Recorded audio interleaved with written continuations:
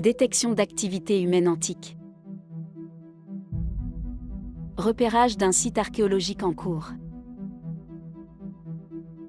Lancement de la séquence de collecte de données.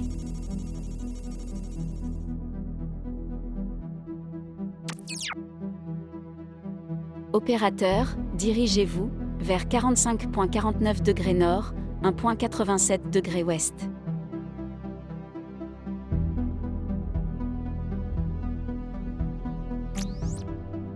Le site présente les caractéristiques d'un monument de type fanum gallo-romain.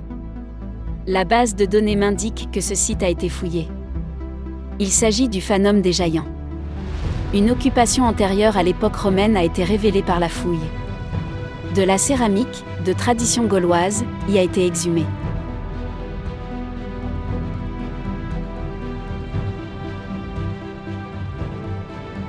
Les archéologues ont aussi pu mettre à jour le parement externe du mur nord du fanum. De grandes dalles de granit formaient un soubassement sur toute la longueur du mur ouest. Les matériaux de construction, sortis de terre, étaient principalement des briques, des carreaux de briques et des tegulae. Ainsi, bien que les éléments chronologiques recueillis sur le site sont peu nombreux, on situe l'origine de l'occupation du site au 1er siècle avant notre ère. Quant à son abandon, il est situé avant la fin du 3e siècle de notre ère.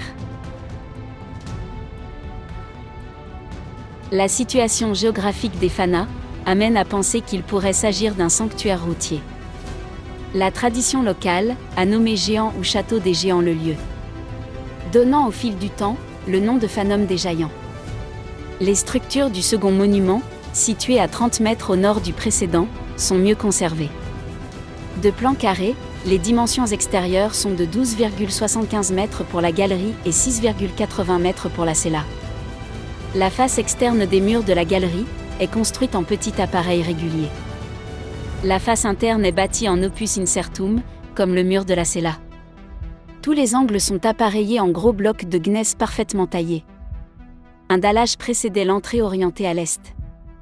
Le site a livré quelques objets, des fragments dentéfixes à tête de gorgone, de la céramique sigillée, ainsi que des monnaies de Nîmes et de Marc Aurèle.